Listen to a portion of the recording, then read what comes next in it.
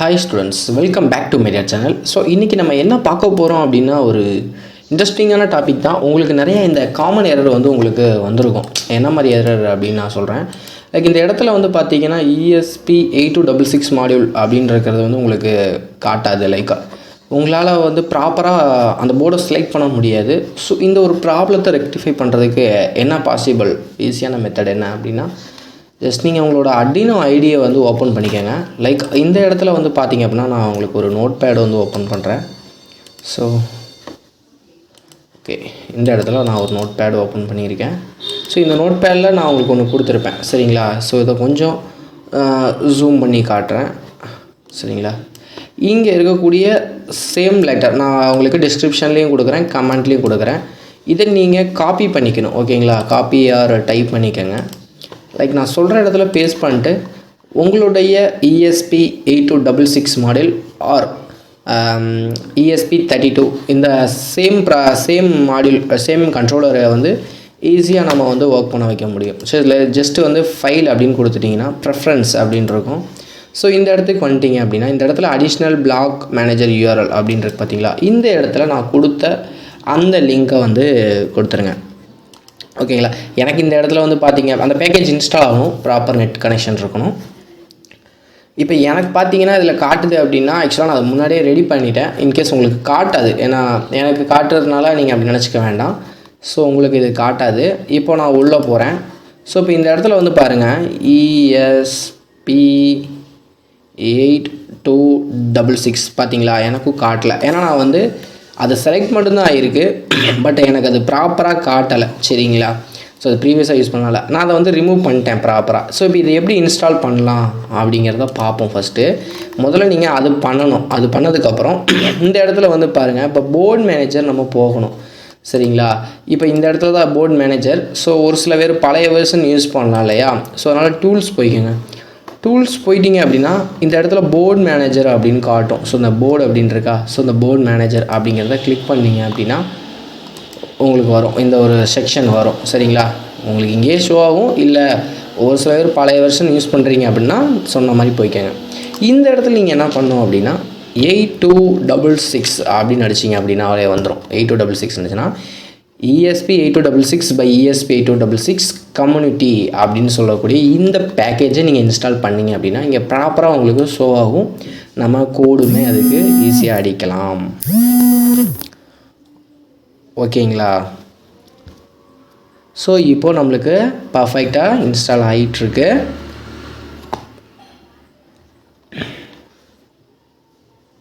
Like few seconds ஆகும். So இந்த ESP சம்மந்தமாக உங்களுக்கு இன்னும் ஏதாவது ப்ராப்ளம்ஸ் இருந்துச்சு, கோட் அப்லோட் பண்ண முடியல, ஏன்னா ESP8266 மாடல் நிறையா எரர்ஸ் நீங்கள் ஃபேஸ் பண்ணுற மாதிரி இருக்கும். ஸோ அந்த ஃபேஸிங்லாம் உங்களுக்கு இருந்துச்சுன்னா மறக்காமல் கமெண்ட் பண்ணுங்கள். என்னோடய இன்ஸ்டாகிராம் ஐடி தரேன். ஸோ அதுலேயும் நீங்கள் எனக்கு மெசேஜ் பண்ணலாம், எப்போ வேணாலும் உங்களுக்கு நான் ப்ராப்பராக ரிப்ளை பண்ணுவேன். ஸோ இது கொஞ்சம் இன்ஸ்டால் ஆகிறதுக்கு கொஞ்சம் நம்ம டைம் எடுத்துக்கும், ஏன்னா நம்மளோட இன்டர்நெட் கனெக்ஷன் ப்ளஸ் நம்மளுடைய லேப் ஸ்பீடை பொறுத்து இருக்குது. ஓகே, ஆல்மோஸ்ட் டன் தான் நினைக்கிறேன். ஸோ இப்போ இந்த டைமில் நம்ம போயிட்டு ஃபுல்லாக செலக்ட் ஆனதுக்கப்புறம் நம்ம அதை சர்ச் பண்ணிக்கலாம். வெயிட் பண்ணலாம்.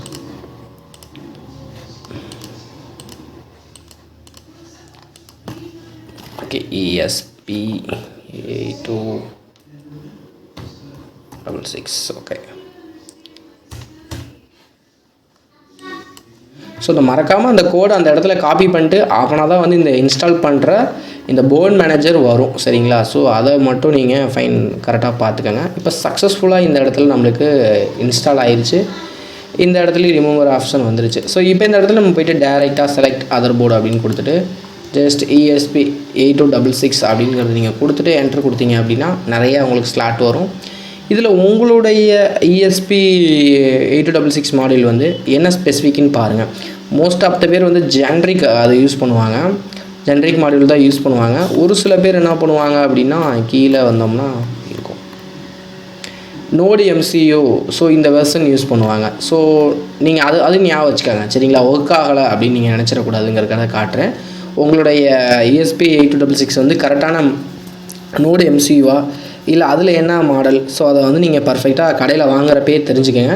இல்லை அப்படின்னா அந்த 4ல் ஏதோ ஒன்று தான், சரிங்களா? இப்போ நான் என்னோடது ஃபஸ்ட்டு ஒன்.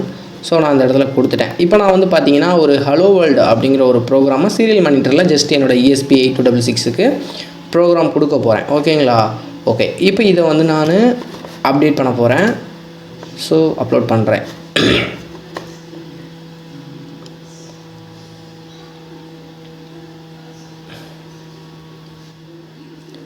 ஆல்மோஸ்ட் வந்து அப்லோட் ஆகுது.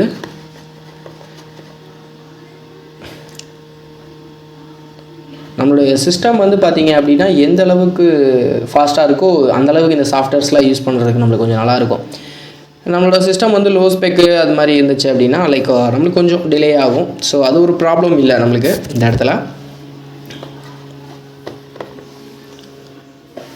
ஸோ வந்து பார்த்திங்க அப்படின்னா இதில் வந்து பார்த்திங்கன்னா நீங்கள் உங்களுக்கு வேறு எந்த போர்டு ரெடி பண்ணோம் அப்படின்னாலும் ESP32 அப்படின்னு அடிச்சிங்க அப்படின்னா அந்த போர்டு மட்டும் வராது.